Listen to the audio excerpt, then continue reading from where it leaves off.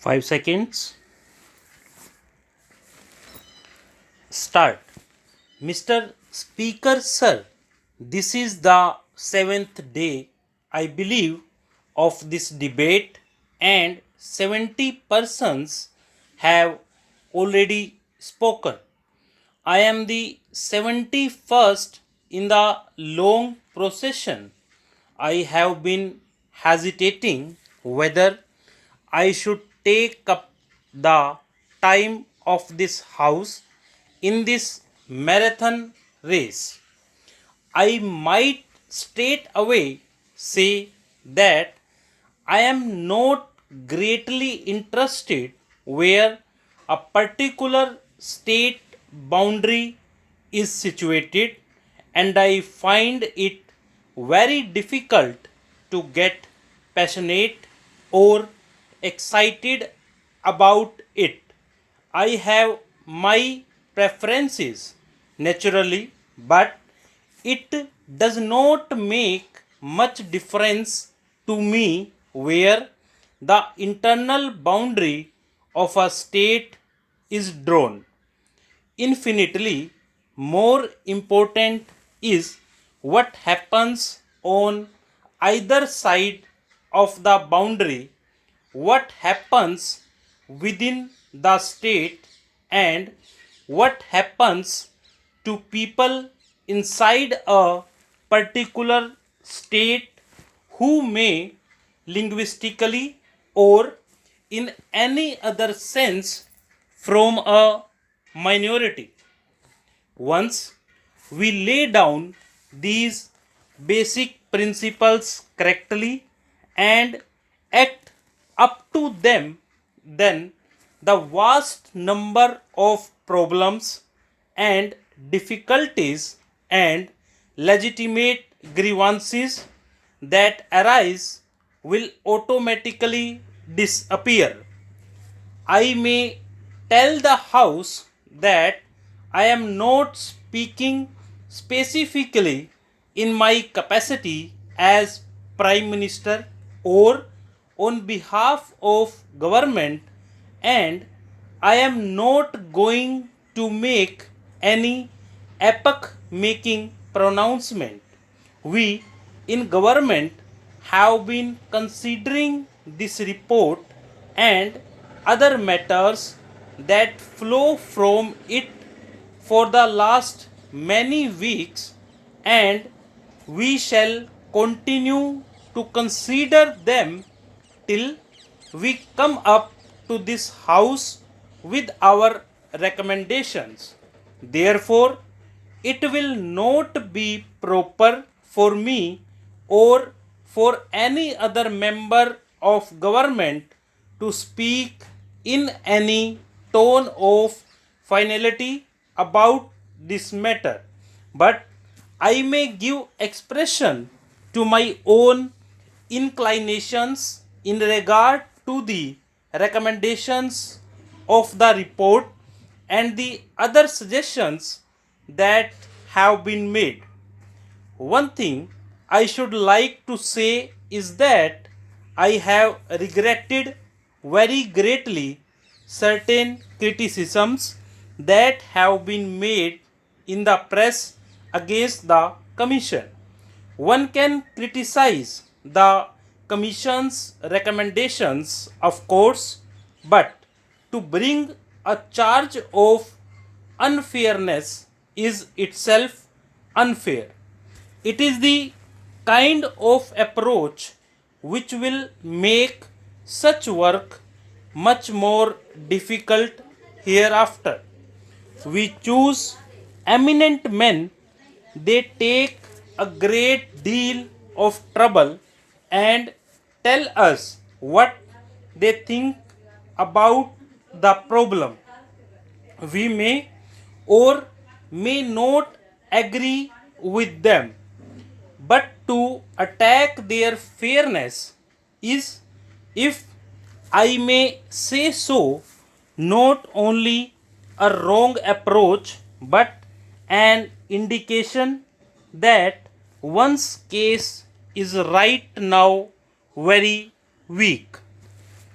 May I also suggest for the consideration of this House that while members here represent their constituencies, they represent something more.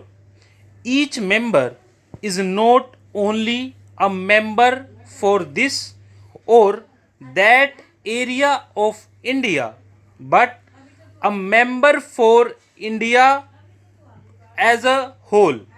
He represents India, and at no time can he afford to forget this basic fact that India is more than the little corner of India that he represents. This is more necessary when we have to face certain forces which may be called separatist. People's attention is being diverted to local approaching state and provincial problems, and they are forgetting the larger problems of India. It has been my good fortune and privilege to travel about India a great deal and often to go abroad. I have had that good fortune perhaps more than most members of this house. As a result, I am constantly compelled to think in larger terms, not only in a national terms but in international terms. I see the picture of India in that larger context. Perhaps my travel has helped me to see events in the true perspective. As I travel about India, I feel excited by its moving drama. There are, of course, many things I do not like, but it is inspiring to see India moving today as if by the dictates of some preordained fate and destiny towards its goal. I submit to the House that we can see this better if we go abroad and see this country from some distance. There are many people in the wide world who also are beginning to feel the drama and adventure of what is happening in this. They see how we have got over great problems and great difficulties. It is true that we have been greater problems ahead, but we are judged in the measure in which we have succeeded in the past. We may argue about the boundary of Bihar or Bengal or Odisha. We may regard the question as important, but the word important is a relative word. There may be things which are more important, and we must not lose ourselves in passionate excitement over the boundary of a state. We must take a total view of India.